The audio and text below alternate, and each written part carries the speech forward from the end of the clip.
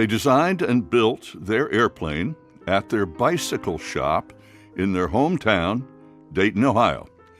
Then, on December 17, 1903, beginning at 10:35 a.m., Wilbur and Orville Wright flew their airplane over the sandhills at Kitty Hawk, North Carolina.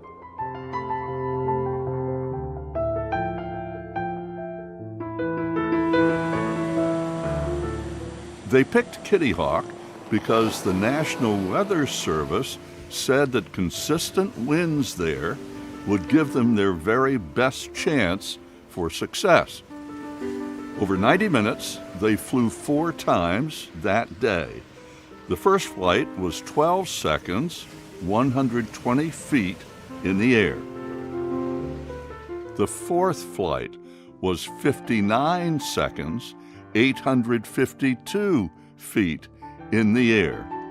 That morning, the Wrights changed the history of the world.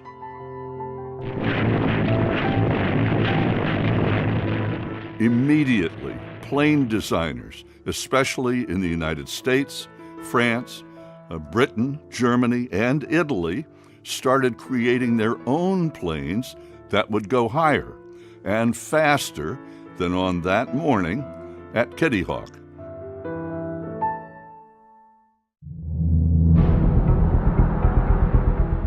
Just a dozen years after the Wrights' first flights, planes from many countries flew combat against each other in what is called the Great War, World War I.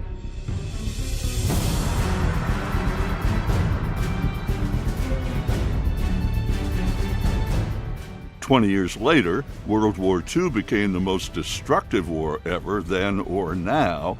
But for 4 years, beginning in 1914, the Great War was devastating. 16 million people died, and the airplane revolutionized warfare.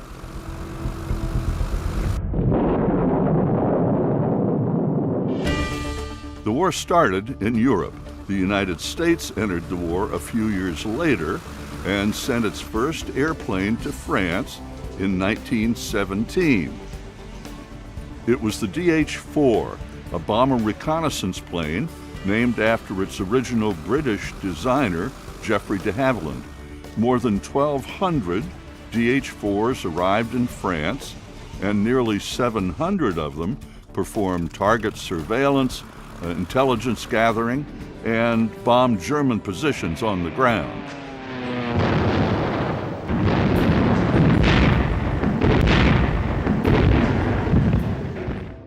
This was not a glamorous flying.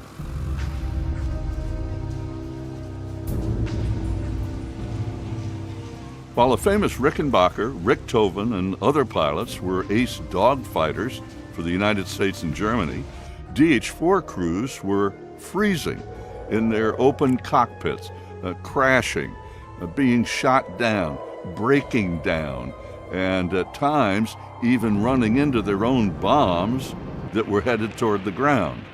Plane and crew losses were heavy. Many medals of honor were presented to DH-4 crews for their courage and their patriotism. They had a significant effect on the outcome of the war. After the war, the DH-4 became the principal airplane to start airmail service in 1918 in the United States. The DH-4 was the cornerstone for commercial aviation in America.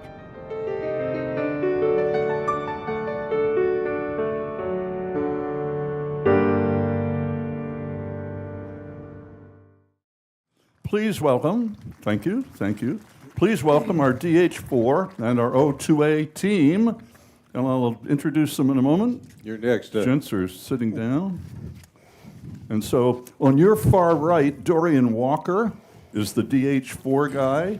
The two guys in the middle, John Foote, Gary Wycliffe, are his engineer restorer team. And immediately on my left is Bob Schaefer, and he is a commercial pilot and has a vast background with U.S. Coast Guard, and he is the owner of this airplane right here, which we're going to talk about later. Gentlemen, welcome to Warbirds. Thank you. Great to be here. Dorian, start us off. 1917 airplane, and this one is how many? Is this flying? Not yet. It is about to start its test flying. We're aiming September right now. Is there a DH-4 flying anywhere in the world? There's one other DH-4, David, flying. It's in New Zealand. Tell us about this airplane. What's your passion about old airplanes, this and your Jenny? Well, our team reconstructed a 1917 Curtiss Jenny. And we did it because one day we had a pile of parts in a hangar, and there was some young people that came in to look at this. And I was told that they were really interested, and I couldn't understand why, because it's just like a beached whale, didn't look like an airplane or anything like that. And so we started we did 3 groups of kids, and I said, well, we must have gotten all the geeks, because they seem to be really interested in this and not looking on their cell phone or looking at the airplanes in the airport where they're doing it. And so the light bulb went on to all of us that are working on this thing, that this is going to be the foundation of what we become Friends of Jenny, and flying the Jenny for 4 flying seasons across America, introducing to America the young and the old of what these beautiful aircraft look like in the sky. So Jenny, we have flown to 14 states. We're the only one in the world to fly cross country. We were asked 2 main questions at air shows. One is, how did it get here if they didn't see it fly in? And the second was, where'd the guns go? And we said, well, the Jenny didn't have guns. It was a trainer. We're all very proud Americans, our whole team, and a lot of veterans in our group.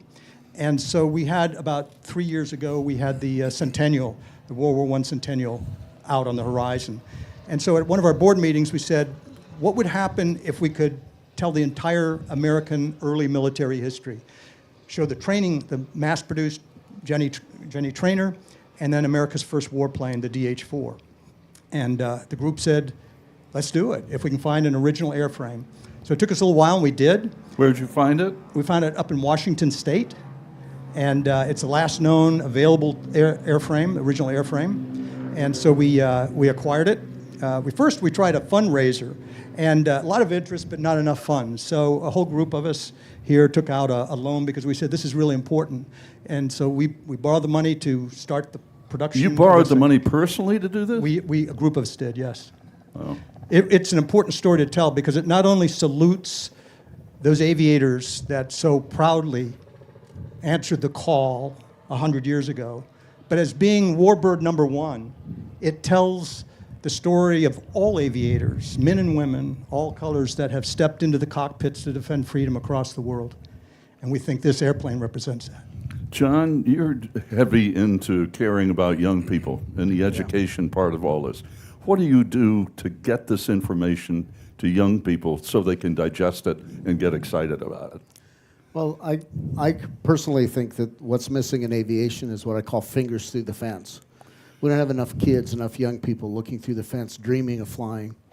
So what we're doing currently, and we had a whole bunch of high school students help on the DH-4, is an internship program. We're working with 3 local high schools in South Central Tennessee, and even a couple of homeschool families, coming out once a week to help work on the airplanes, learning about the history, learning about the methods that were used, and just trying to get them excited about aviation and about the history of that. So it's hands-on. I mean, they're putting their hands on the airplanes that's 100 years old. It's the history for them. And then that's actually filtered down. Now we have some of the school administrators and some of the history teachers interested in what they're doing and what the students are doing. So Dorian, in this whole education process, so what are you teaching about the history of the DH-4 and about this model airplane and what those planes did in 1917, 18? Well, one of the things that kids find most fascinating is on these early airplanes, all of the flying controls are on the exterior. So they go and fly a Cessna 150 or 172, and they come and look at this and they realize this is how aviation began.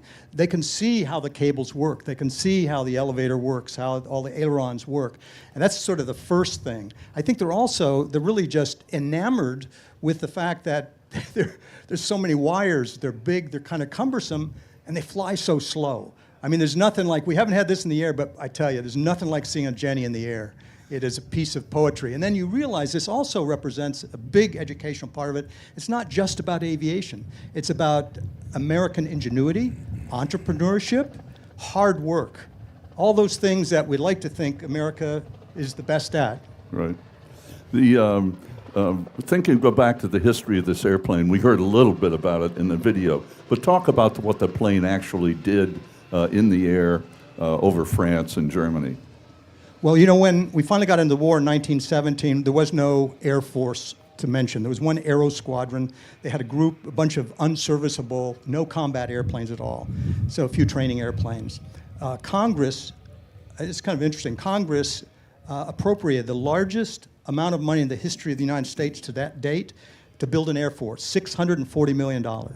And with that, I said, let's get going. But building these airplanes, even on an assembly line, was not an easy thing at all. So the first thing that the Warbird did is they put together a committee, as most government agencies do, and they sent them to France and England to say, we don't have time to design an airplane. Let's find an airplane we can adapt to American production. So they looked at the French, they looked at the British, and they found that the de Havilland DH-4, which was very successful for the Royal Flying Corps, was something that they thought would adapt itself pretty well to American production. So that's the one that they acquired. They brought it back, and lo and behold, they found out to begin with, the British don't use inches and feet. So the first roadblock to the production of America's warplane was in front of them. So they began to make, find ways around that. So when they built them, they got an order, a lot of money, and no engines, by the way. That's another whole story, which Gary can really help you address. But they needed to build an airframe and do it quickly. So they adapted the DH-4. They got an order for a total of about, initially, 4,400 of them. They're from 3 aircraft manufacturers. Dayton Wright did most of them. They did about a little over 3,000. And then Standard Aircraft Company did about 200. And then Body by Fisher did about 800, I think. So of those, about 1,200, as you mentioned in your piece, were sent to France. I think 1,284 actually. So they were then put together because they're shipped in pieces, and then they were farmed out to 13 Army Air Service squadrons. 5 of those were bomber squadrons, the others were observation squadrons. And they went to 4 Marine Navy squadrons as well to be used as principally as bombers, and those were the ones that were in Belgium, most of them. So they farmed out to these squadrons, generally 16 airplanes was in the squadron, and they began the task of using the sky to defend democracy. And this was only, 13, 14 years after the Wrights flew. Absolutely. And yet absolutely. the Italians, the Germans, the Brits especially, and the French were building airplanes. Yep.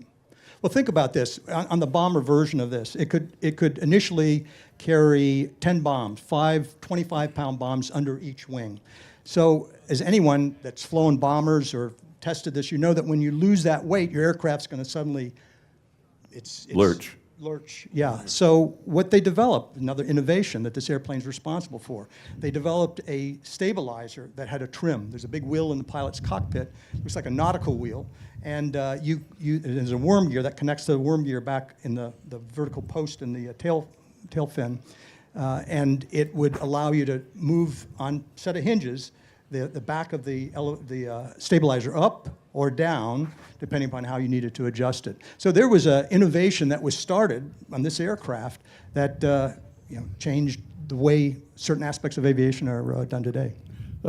Gary, he mentioned about the engine. Talk about the original engines and about what this engine is and where did it come from? This engine basically was designed from scratch to power this aircraft.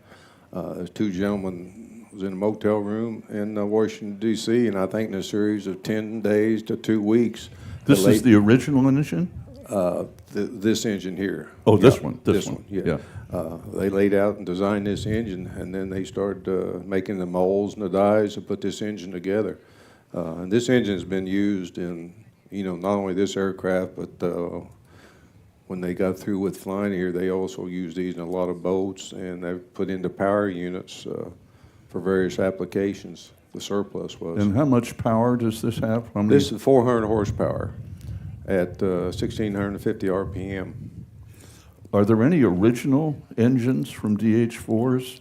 This is an original, but It it's is? been completely rebuilt. Yes, there's originals, but they're hard to find. But this is an original engine.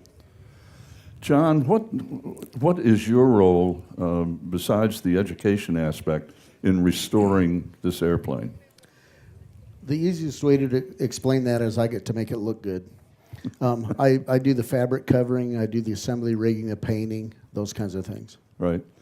Dorian? By Yeah, the way, go ahead. you have to ask John about rigging, because he is, in my opinion, I've flown the Jenny for 4 years. From the test flight on, I mean, the rigging and the things that he's responsible, because I was looking, when our team was looking for someone to do that, I mean, there's, in the Jenny alone, and here there's even greater cable, there's a mile of cable. And if you don't have your stagger correct, if you don't have your incidence correct, if you don't have the tension correct, just think of all the things that can go wrong. And this guy's like a piano tuner. I don't know where he learned it, what he drank or what pill he took, but I'll fly anything he rigs.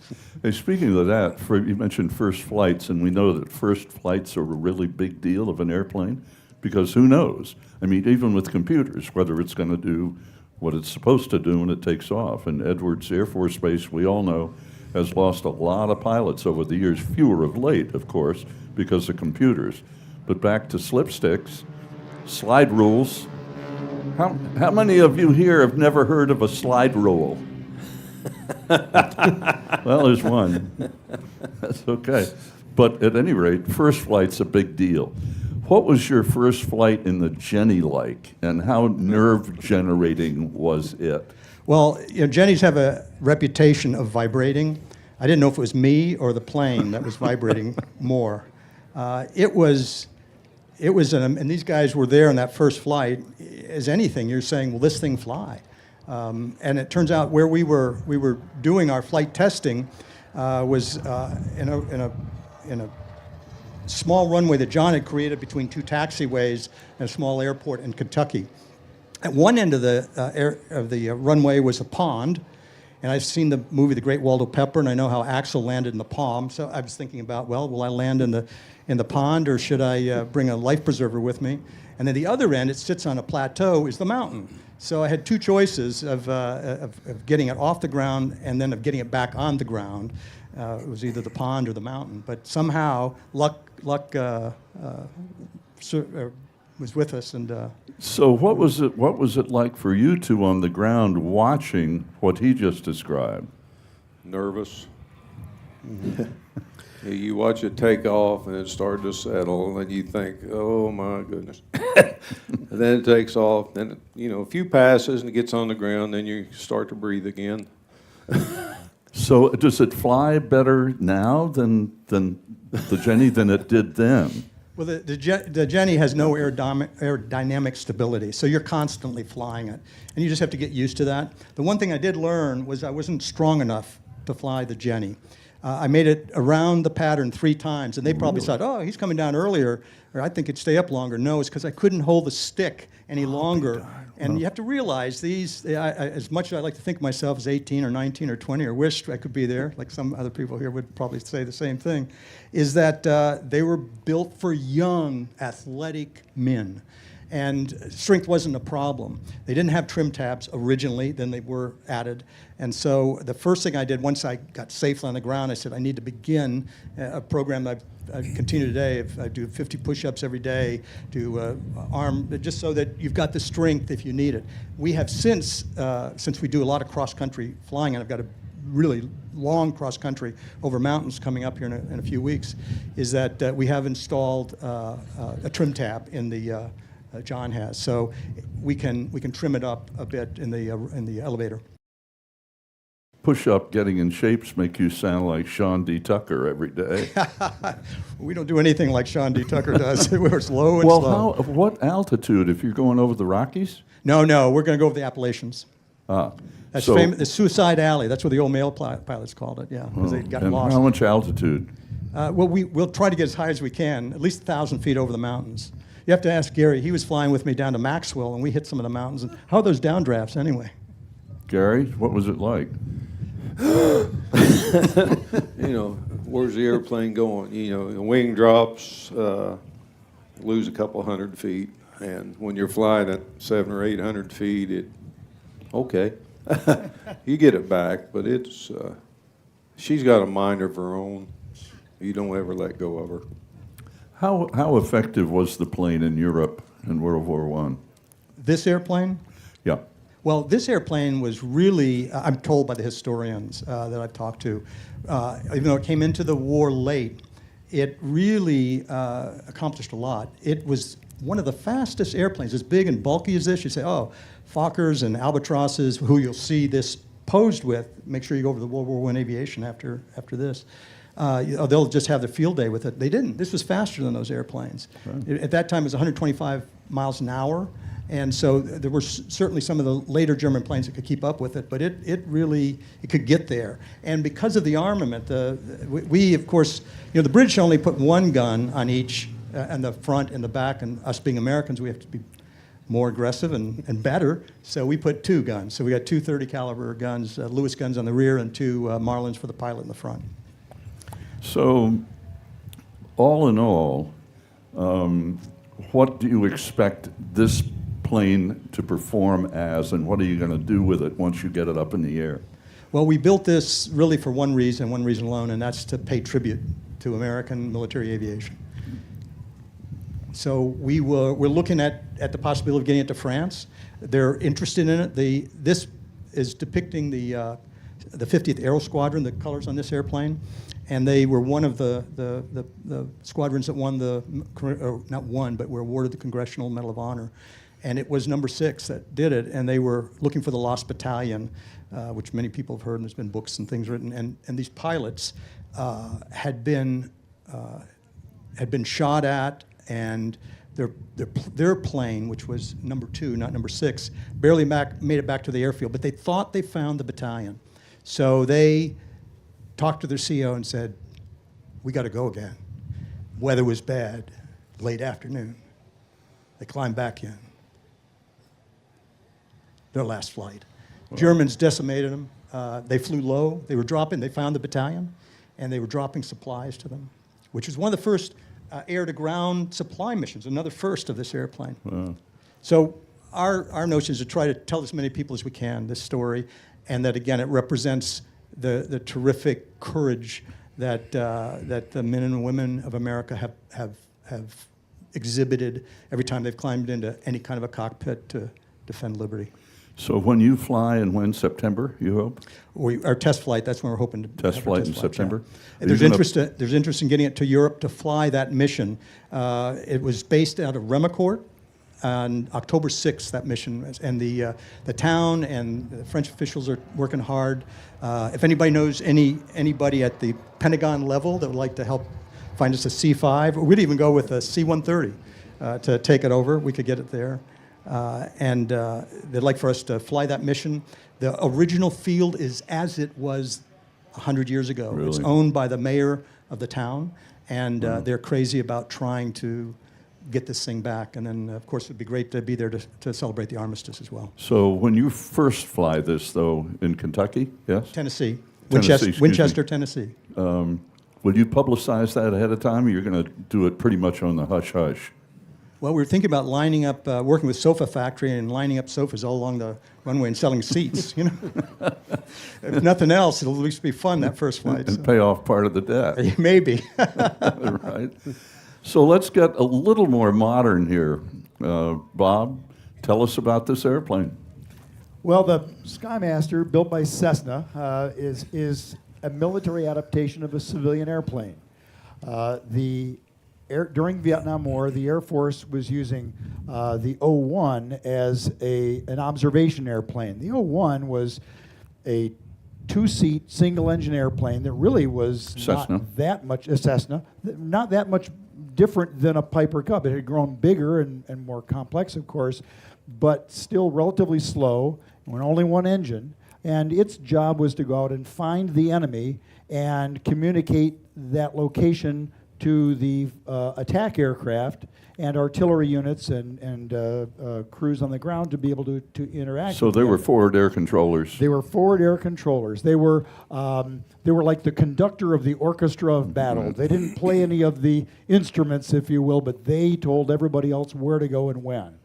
So the Air Force needed something faster, more survivable, and although what they wanted later turned into the OV-10 Bronco, it took a long time to design an airplane from a clean sheet of paper. They needed something now.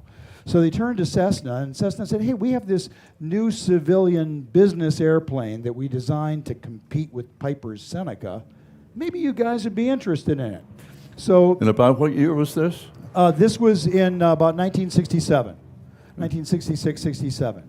So the Air Force, for a couple of weeks, tried one of these civilian airplanes. They tried flying it. They, hey, this is pretty neat. And they let's try it some more. So they set up a real evaluation of the Cessna Skymaster business airplane. And they said, yeah, we like this thing. We want to buy a bunch of them. But Cessna, we need you to make some changes. So they made a list of the things they wanted different. We want different systems in it. We want different radios. We want the ability to mount ordnance weapons on the aircraft. We need some more windows. We need this thing and that thing. They made a whole list of things. And Cessna said, sure, Based on what the Based on the- 01 pilots had Yes. told them they needed. Exactly, based on the mission requirements. So Cessna said, sure, we can do that. And the Air Force said, great, we'll call it the O2A. And Cessna set about building them. And this is an example of an O2A designed as a combat aircraft, a forward air control aircraft. It has hard points, pylons under the wings that can carry offensive weaponry. Usually those were marking rockets, and the forward air controller at the enemy or a location that he wanted to point out to the fast-moving attack aircraft. He'd fire off a marking rocket, and then he had a suite of radios. So he could talk to the attack aircraft, he could talk to naval artillery, army artillery, whomever he needed to talk to, and he'd tell them to use his puff of smoke as a reference, hit my smoke, or hit 100 yards north or west of it, as the case may be, to direct their weapons onto target. So that was the role of the O2A. It was at the very point of the spear, finding the enemy, marking their location, and directing iron onto the target. And then after, it stuck around and assessed the damage that had been done, and it could photograph that damage, and also could be in charge of combat search and rescue should any other aircraft be down. He could direct the search and rescue activities.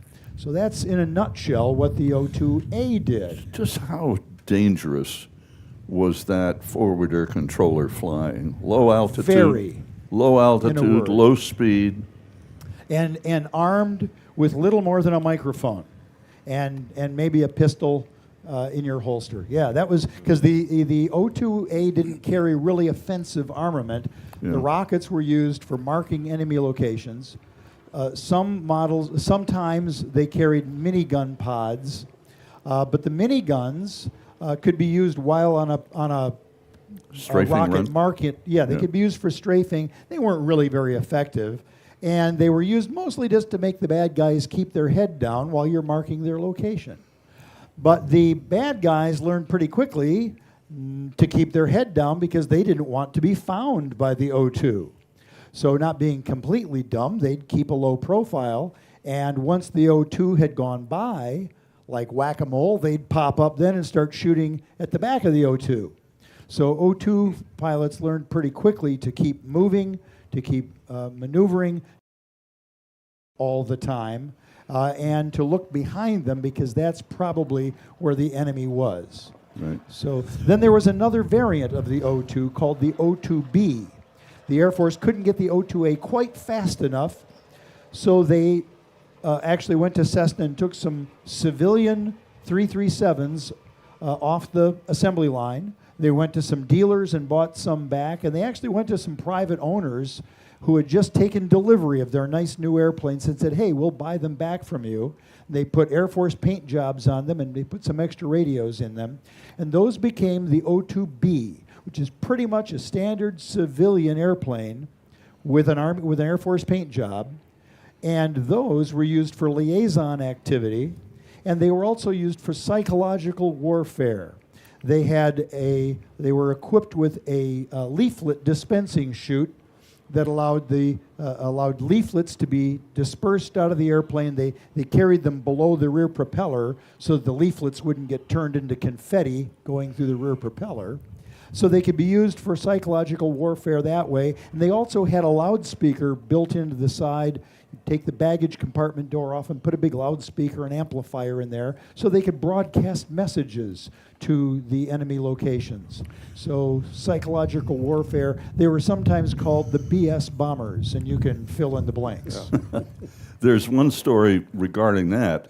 How many of you know about Bud Anderson? P-51 Mustang pilot. He's the ranking living American ace right now. When he finished his test flight career, after he came back from Europe, he was a test pilot for many, many years at Wright Field and Edwards Air Force Base. And Bud had 2 years left in his career. And he was offered the chance to go back to the Pentagon, probably get his first star as a brigadier general, and sit at a desk for his last 2 years as an officer in the Air Force. He refused to do that. There was an opening for a wing commander in Vietnam, and he volunteered and became a fighter bomber wing commander in Vietnam or in the Philippines, flying missions over Vietnam. His son Jim was then an Air Force pilot flying this airplane. And against regulation, maybe I shouldn't tell this, I don't know. Go ahead. Huh? Go ahead. Sam said it's okay. Good. So anyway, Bud flew over to Vietnam from Clark Field one day and got, contrary to regulations, in the O-2A with his son. They were never supposed to fly together. And by the way, they did not tell Mom and Bud's wife that they were doing this. And anyway, Bud went on a mission and was throwing pamphlets out of an O-2A as a wing commander. He'll be here tomorrow afternoon. I'll see if I can get him to tell it, but don't count on it. I don't think he will. So when you hear this talk about what it took to get that airplane in the air, and you talk about all these frequencies and radios and all this great stuff, what goes through your mind thinking back to what they dealt with? Well, think of the remarkable advances in technology from the time of this airplane to the time of this airplane to what we have today. Wow, that's just astonishing. So I applaud you fellows for telling the story of this, because it's so important that not just young people, but some people who aren't very young anymore know that and can appreciate that. That's one of the reasons my lovely bride and I like to take this airplane around to air shows, is to tell the story of the brave men who went to war in this airplane. Let's face it, a painted over, converted civilian business plane that was put into uniform and pressed into service. Some might suggest go figure. Yeah.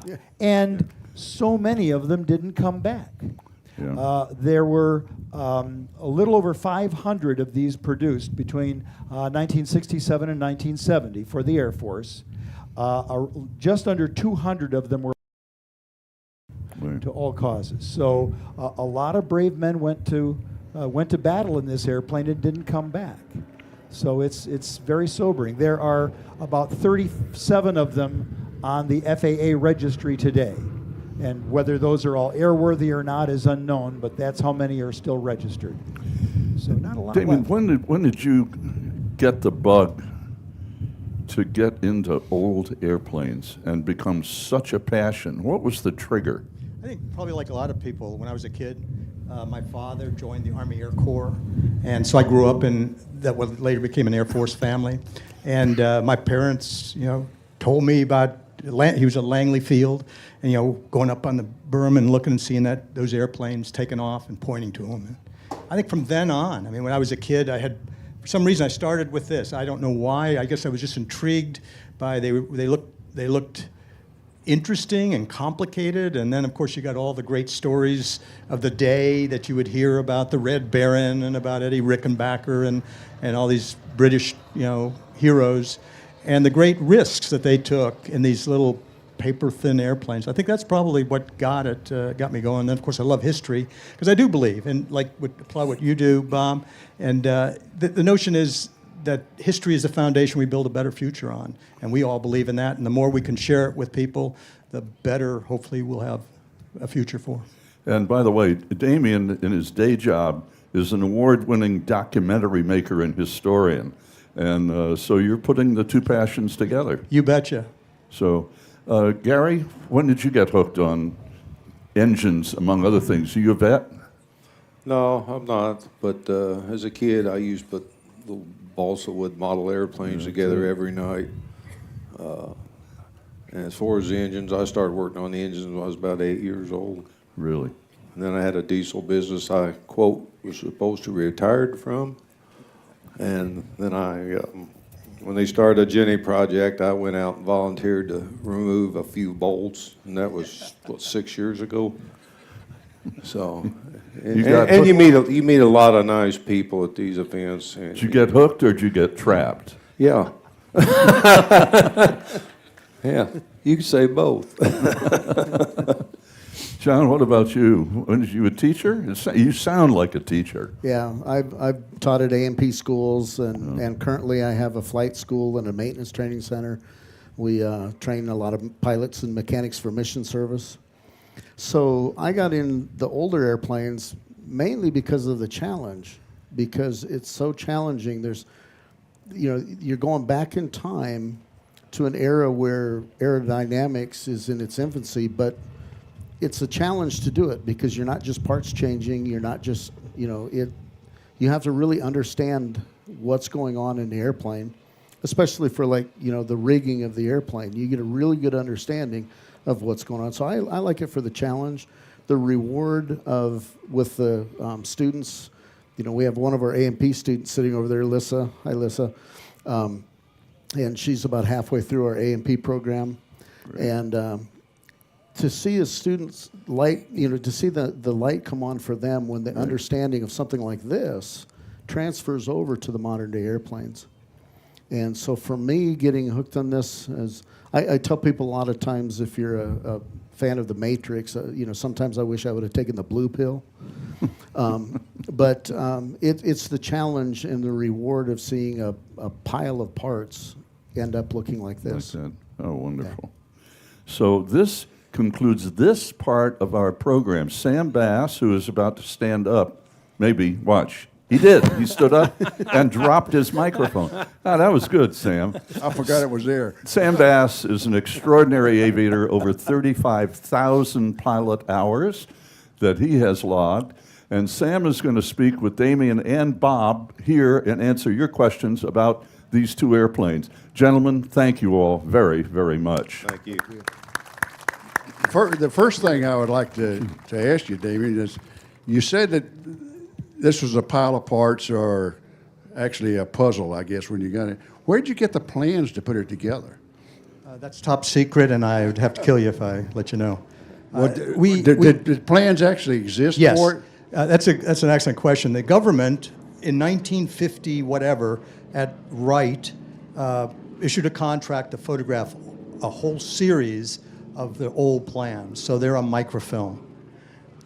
Was that a reverse engineering, or you could just actually pull off? Well, we used them, but every time we got into trouble, it was generally because of the plans. Did you alter any of it to make it a little bit safer, or as far as materials we or any of that? We like to live on the edge. Okay. Let me ask you about the engine. The engine it was used, I guess, for something else, and you guys rebuilt it, or you rebuilt it, Gary, is that correct? Well, we had a gentleman in Idaho rebuild it. I went out for a while and helped him to learn about the engine. But yeah, it's, Liberty V12, 400 horsepower, I think 1,650 cubic inches, which it's a kind of a unique, simple engine, but yet it's complicated. To reduce its size, they use one journal to run 2 cylinders, so it's not offset, so it makes it more compact. 2 carburetors, 2 distributor systems on it. It's a dry sump system. It's really a simple engine, but probably until it breaks. Well, Packard was partially responsible for the design of this engine, right? There was, let's see, Packard. Scott Hall. Oh, excuse Go yeah. ahead, no, he's telling me what to do. Packard, Lincoln, Buick, Cadillac, Ford, and then there was a Marmon and another one that actually produced the Liberty engine because one manufacturer couldn't produce them fast enough Okay. for everybody. Well, talking about the engine now, you on the Jenny, what is that, an OX5? You have it? What engine? do you The Jenny had an OX5, yeah. But it's notorious for not being very reliable, like a 50-hour TBO on it. So in order to fulfill our mission to educate people and move around the country and not have to truck the thing and take it apart and put it together, we as a group decided that it would be safer, for one thing, which, pilots are expendable. Yeah. But we put a General Motors engine in. It was back in that day. The Jenny was made to accept several different types of engines. The OX5 is V8 water cooled, 90 horsepower. So we built up basically a 383 stroker Chevy with a gear reduction on it. And so far it's been doing good. I think we got like 350 hours on the flying What time. did you think when you first cranked that engine up? Which one? This one right here. This one hasn't been cranked here, but I had the film where the guy that built it cranked it before he shipped it to us to check it. It's awesome. Where do you get a prop like that? I mean, you're not going to go down to Cincy and buy one. Cinch did build this for us. Oh, did they? Yeah, We had the plans, and we met with them down there. And of course, they're a great supporter of vintage aviation. And they were challenged. They got their young engineers, and we got a picture of them all standing over a big set of plans trying to figure this thing out. So yeah, they did a good job for us. Well, how about the paint scheme on the airplane? What does it represent? Well, when they were delivered from Dayton Wright, they started in this scheme. So they didn't have the squadron markings and they didn't have the numbers on them. They were basically green on the top for camouflage, so if you're looking from the sky, they'd blend in with the green foliage, or gray from beneath, so they'd go into the gray skies over Europe, I guess. So that's how it was delivered. And then when it was assigned to one of those squadrons, in this case the 50th Aero Squadron, all these young men, 18, 19, 20-year-olds, had mothers that liked to clean the sink with Dutch cleanser, the cleanest thing in the world. So they decided they would adapt that logo to clean the skies over France of all the Germans. Got to wait till the tri-motor goes over here, man. Bob, let's jump 60 years ahead now, back over to the 02 here. Tell me about this particular airplane, where you got it, and the restoration of it. Well, we were we're the second civilian owners. The first civilian owner, we did not know. He passed away and bequeathed it to an organization that we purchased it from. They just wanted to pass it through. So we were luckily in the right place at the right time. He had done some restoration. This airplane originally had a big rack of radios in the back that were used for all that communication. A big 400-pound rack of radios that had these things called tubes in them in many cases. Oh, really? Yeah, they didn't work very well back in the 60s. They were kind of obsolete. So those had all been taken out and modern military radios installed. So we decided, hey, there's no point in being so authentic, we go backward in time and put junk back in. So we use that space to carry stuff, but it still has all the radio communication capability it had back then, but with more modern military avionics. So we have VHF AM, VHF FM, UHF. It can be equipped with HF, but that's not really used very much, so we don't have that capability. And of course, now we have GPS, so we don't need the original ADF that it used to have back then. So it's so that takes care of the radio part of it. Everything else is relatively authentic, as best as we can get it, knocking on wood. We've added a couple of, well, we have all the pylons on it. We've added a camera port on the bottom, which was used for a Ka-18 strike camera to do reconnaissance of a battle damage assessment photography. So we have that camera. We didn't bring it. When you put that camera in, you have to take the right seat out, and we thought, well, maybe it would be nice to have a seat for whoever sits in the right side, whether it's my wife or I, depending on who's flying it. And all the antennas are as it should have been. We don't have original armament that did not carry bombs like that. Those are there just because, okay? It normally would carry rocket launchers, much like the A-26 that was here a while ago. It had rocket launchers and grenade launchers, both of which were standard armament on the O2, and a couple of different grenade launchers, flare launchers, and various other things. But it didn't really carry bombs. But that's poetic license, if you will. Okay, well, you've flown and owned a number of airplanes, helicopters. How does this airplane fly compared to some of your airplanes? Oh, it's beautiful. It flies like a big Cessna. As you would expect a plane that Cessna designed for businessmen to fly. It flies like a big, heavy 182. It's very well mannered, very stable. It's just a great cross-country platform. And yet, if you want to muscle it around, you can maneuver it. It's a real honest airplane. Like I say, it flies like a big Cessna, and that's exactly what it is. It is, however, not a single-engine airplane with an extra engine. And a lot of people see that it has sort of conventional look. It's got a motor in the front. Hey, it's a big single-engine plane with an extra engine. One of the common questions is, do you use both engines? And the answer is, of course, yes. It's a multi-engine airplane because it needs two engines to fly. It's a heavy airplane, 4,800 pounds max gross. It's comparable to the Piper Seneca, which is what Cessna designed it to compete with in the business market. And then the Air Force added drag and weight, but they didn't add more power, so it needs both engines to It's fly. kind of strange that they would add all this, but they would also say, well, the gross weight's 1,000 pounds more now. Yeah, well, they kind of, and sometimes they would push it more than that. There are apocryphal stories of the airplane being loaded up with fuel, loaded up with ordnance, and loaded up with stuff inside, practically until the tires were mashed flat. And a young lieutenant would come out and see the plane and say, why, sir, that's over gross, and go fly the airplane.